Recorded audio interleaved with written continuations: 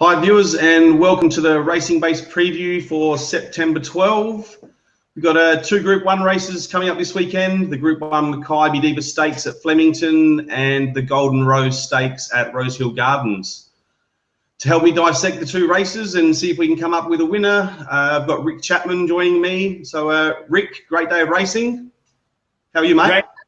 Great day of racing. You might notice that I'm colourfully attired. I have my Father's Day present, which is a Jared Hayne San Francisco jersey. I'm now officially a 49ers fan. I'll just turn around and make sure it's a legitimate, authentic piece. And I took a photo of him and put up on Twitter, and somebody who I don't even know just said, why do men stupidly wear other men's jerseys with other men's name on them? And I wrote back and said, why do you stupidly wear makeup? But anyway, that's another story. Let's get into the paint. Hashtag Hayneplane. Hashtag Hayneplane. Fantastic for Australia, particularly if you're a rugby league fan like I am. And I hear there's another Aussie, Josh Dugan's looking to go over there to try his hand too. So he might have opened the door, Jared Hayne.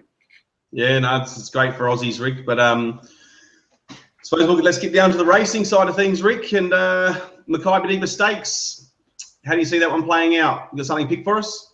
I do. I've just finished writing a mapping story. It actually, for a big field, it maps very easily because it's going to break off into three different ways. There's a couple go forward, Entirely Platinum and High World, and you'll have Magic Cool and Rising Romance just behind them. Then you've got another group in the middle, and you've got the back markers. In fact, the hardest thing, I think, is finding who's going to be last at the halfway mark.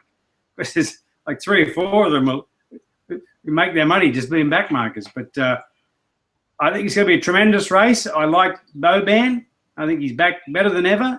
And Flemington's going to suit him down to the ground. He's going to have a beautiful run on the inside. They'll probably fan because there's been a bit of rain during the week. It'll give him a run along the inside, and I think he just finishes too good. I think Faulkner will circle the field and finish brilliantly. Entirely Platinum will be right there to finish too, and Rising Romance. So my trifecta will be Boban coming over the top of them, Faulkner coming late, and Rising Romance for third. But I do think there's going to be some eye catchers behind them. Prince of Penzance, I've got him for fourth. He loves the mile, and I think he's going to be suited to Flemington. His first up run was outstanding, albeit hidden away behind some of the bigger runs. And I think Dandino might run a big race in bulk, stock and barrel. So a lot of good runs to come out of this. This is going to shape the spring, this race.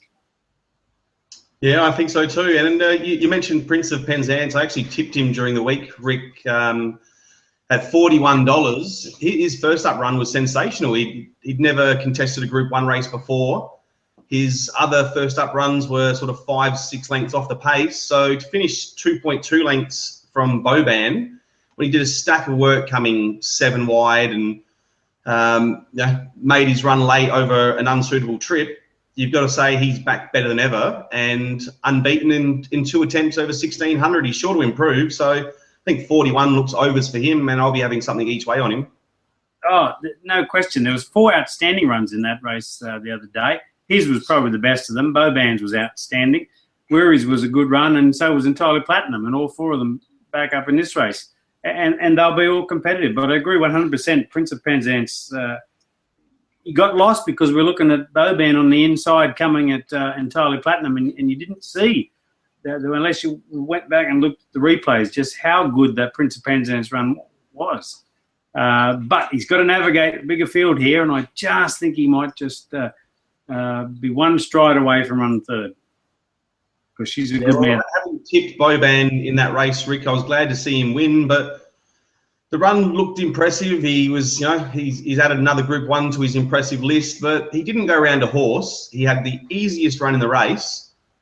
And I think there are a few other runs that just look better. Prince of Penzance being one, Weary being another. But the query I have with Weary is third up from a spell. He's run some shockers. Don't know what it is, but I'll be risking him third up. And I think Prince of Penzance run was equally as impressive as Weary. So I think I'll stick with him, especially with the drying track. But I'm going for another one who was a bit unlucky in that race, Rick. He never got clear for the majority of the straight. And this horse has won 3 Group 1 races down at Flemington. So Happy Trails, I think, can bounce back and add a 4th Group 1 win at headquarters. Well, his was a good run. I just query about he's just been out of the winner's circle for a little bit too long for me, whereas Boban's back. And you're right, Boban didn't go past anything, but he ran the fastest time. He beat them. So winning form is the best form going into it. But it'll be, as always, his Group 1 races, his Group 1 races are always fantastic. And this particular one is strong, and I think only the Group 1 horses will fight it out. And, of course, Happy Trails is one of those, so he probably will be in the mix. I think I had him flashing home in my mapping story, so for about 4th or 5th. So he's not without a chance in my book either. Yeah, well, it is an extremely open field, and you can probably just pick one of 10 horses, I think, and not be surprised to see any of them win. But yeah, I'll go Happy Trails with Prince of Penzance each way, and with luck in running, should be thereabouts, I think. Yeah, I think we're close to it. I think between us, I like Boban and Falkland, you like Prince of Penzance and Happy Trails on top. We'll be fighting it out. I don't think there's any doubt about it.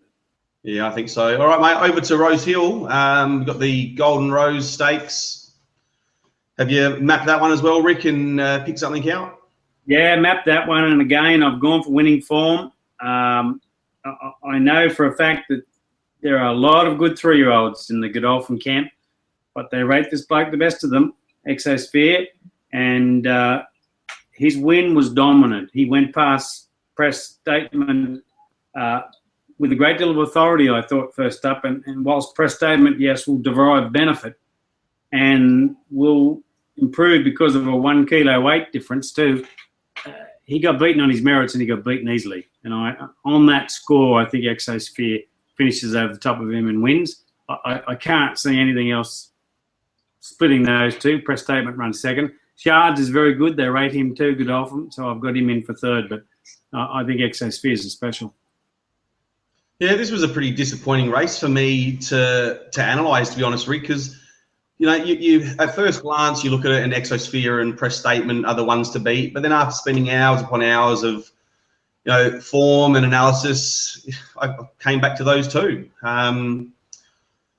You can see those two fighting it out, but my one query is with Exosphere, the fact that he's won 3 out of 3 on soft going. His 2 runs on good tracks have produced a last and a last performance. It's not as if he was just beaten. He finished last on both occasions.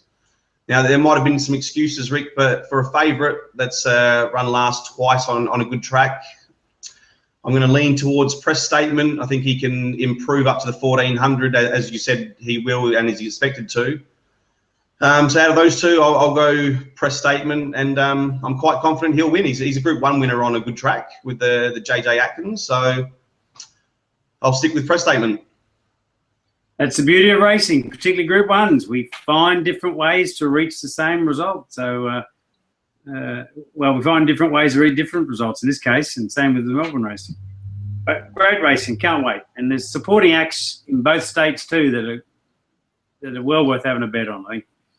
Yeah, sure. Well, we've got most of the, I think, the Group 2 races and listed races covered, as well as our best bets for Sydney and Melbourne on bettingpro.com.au. So if you want some more tips, and I've got a couple at big odds there too, Rick. So head there, guys, and get some roughies to back for the day. But have you got one best from around the country, Rick? Look, Petite's Velouse should win. She's very promising in Melbourne. But I was very bullish on Cosmic Endeavour based on her trials, and I thought Kieran McAvoy slaughtered her first up. Presumably that won't happen again, so I'm going to make her another big bet on Saturday down in Melbourne. Cosmic Endeavour to win, but gee, it's a good field. Hazards in form, although drawn badly. And the big query is Noble Protector. If she's back to her best, then she's going to be hard to beat too. But Cosmic Endeavour is very, very good. She's a Group 1 horse, and I know she's back better than ever. So she'll be my other big bet.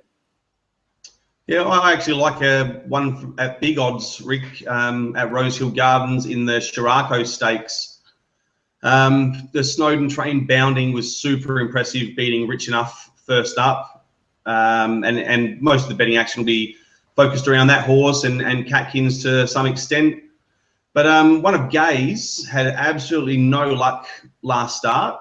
Sapara got blocked for a run when she was really starting to lift. Her second up record shows she improves. Last campaign, she ran second to First Seal when First Seal was at her best, I would say. So at $34, I'm going to have something on Sapara in race 5 at Rosehill. I love your bravado. I love your bravado. She's a good filly, good mare, and she's grey. But I think the other grey horse will beat her home, Catkins. But, Gay likes her. Gay thinks she's hard to beat. But it is a really good field, that Sharko. It is a really tough race. There's another grey there, one of my favourites, Rick, 50 Shades of Grey. And as soon as I spotted her, I started analysing that race and watching the replays. And that's when I just seen the run of Sapara and thought, geez, that was pretty unlucky. And when you look at how much she should improve based on previous preparations, I think she can go close. And at $34, you're going to get great each-way value. Take it each way, and even if Catkins and Bounding do get first and second, Sapara's there for third at around $8 the place. It looks like a great each-way bet to me.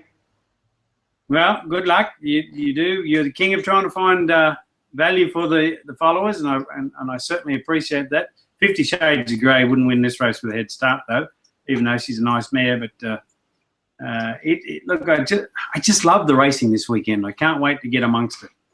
Now, Theo Marks is a good field too. It's such an even race. I'd love to see Winks just swamp them and win it. And she will go very close, but Massine's going to be very hard to beat too. Yeah, a lot of open races this weekend, Rick, and many chances in all of them, obviously. So, well, we've got the features covered, Rick. So hopefully we can find some success on Saturday and have steered the punters into a winner. Yeah, we'll see you next week, and by then we could well have written another chapter in the history of sport with Jared Haynes' first official game for the San Francisco 49ers, I think, happening next Tuesday, isn't it? Yeah, I think so. Yeah. Great to be a sportsman. Sports lover. Yep, absolutely. All right, well, good luck, viewers. Hope you can back a winner on Saturday, and we'll be back next week at the same time and try and find some more. Remember, punting is easy and a lot of fun too when the carnival's on. Good luck, everyone.